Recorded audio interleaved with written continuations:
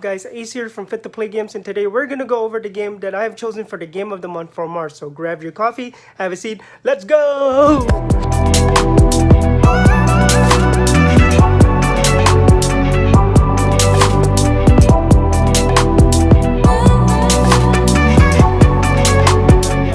Back to the channel, and today we're gonna go over the game that I have chosen for game of the month of March, which is Assassin's Creed 2 for the Xbox 360. And if you happen to have an Xbox One like I do, I also own the Ezio collection that includes Assassin's Creed 1, 2, and Assassin's Creed.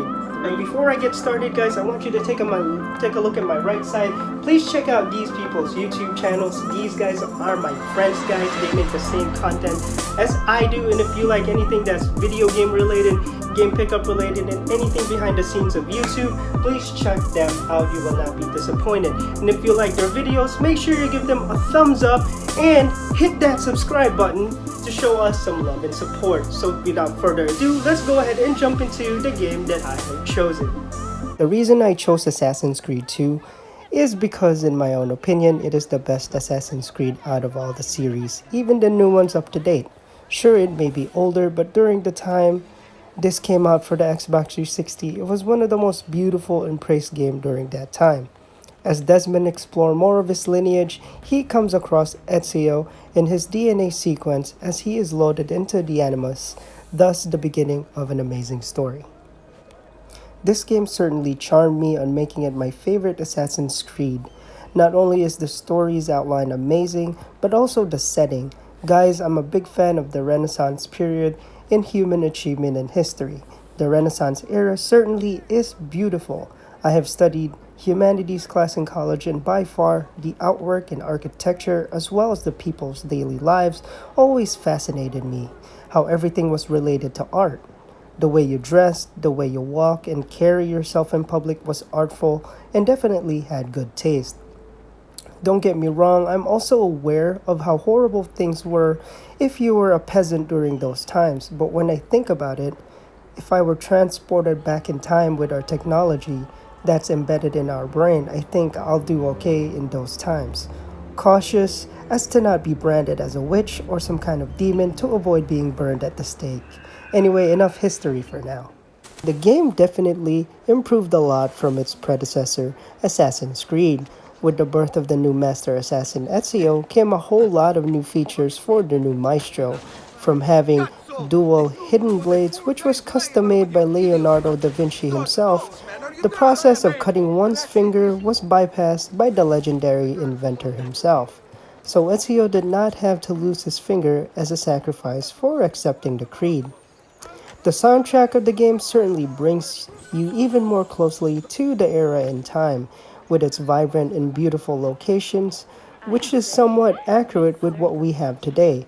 There's no doubt this would intrigue any historians who wonder what would it be like to live in those times. The different locations that pops up from time to time in order to inform the player of what historical builds and areas are available to their vicinity is very accurate, definitely breathtaking. The game is never short on puzzles, and of course a huge amount of parkouring is involved in order to succeed in accomplishing the missions or puzzles. One of my favorite puzzles is visiting each basilicas in different areas, which houses different keys in order to unlock the Master Assassin's outfit, which would pretty much make Ezio an overpowered superhero, is fantastically made and definitely a fun experience. Death at some puzzles is a must, but if you're an experienced assassin, then that is nothing.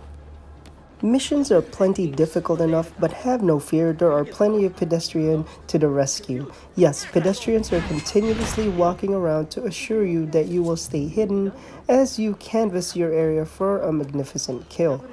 A lot of different hirelings that you can pay a little bit of florins to do some of the dirty work, from courtesans to render the most attentive guard to lower it, from thieves to steal from guards to act as a distraction, and mercenaries to engage your enemies in battle as you achieve mission without any interruptions. Assassinations on targets are beautifully made, which follows up with a short interaction between Ezio and the target after the assassination succeeds. The words that are exchanged between high profile targets are very powerful, thus creating a huge story that unravels as you go on a killing spree as you assassinate each individual that's responsible for getting your father, older brother, and younger brother killed in the gallows. There are so many incredible side missions to explore in this magnificent game, from assassination to a simple timed errand, a race against time in order to deliver a message or a package. Aside from being inside the Animus, Desmond lets himself out of the Animus from time to time in order to explore his surroundings and try out his newfound skill that he learned while in the Animus. Did I mention bloodletting? Right, if you guys are familiar with Assassin's Creed, anyone who is loaded into the Animus gains abilities through bloodletting. It means whatever your ancestor's skill was, it is automatically unlocked through your DNA. But there are some side effects which could drive a person insane. You start to see vision in the real world, look like the Animus, thus making you sound like you're high on something and seeing things. All in all, not a bad trade-off if you're using your skills to eliminate the Templars that have captured you. The combat system of the game is very fluid. It just flows easily. There are a lot of different things you can unlock and learn as you grow into a master assassin. There are options to fight barehanded, which allows the player to fight just using his fist. This allows using counter a little bit more easily when fighting guards. It allows the player to easily disarm a guard, thus using the guard's own weapon for an instant kill. As you progress into becoming a more experienced assassin, you will notice that stronger guards cannot be killed instantly, but don't worry, your progression to master will allow you to easily dispose of them when you have reached the appropriate rank. All in all, the game is solidly made, with the cast of characters, especially the protagonist, definitely binds the whole series and story together, creating an explosion of action and mystery to enjoy and unravel.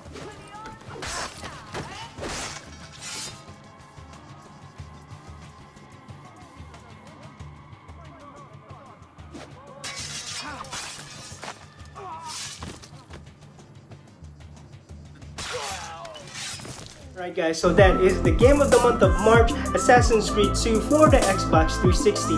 Guys, if this is your first time visiting the channel, I want to say thank you so much for checking out whatever I got going on here. And also, if you like this video, make sure you hit that thumbs up button. And if you love this video and you like what I do in my channel, make sure you hit that subscribe button so you don't miss anything when I drop a new video.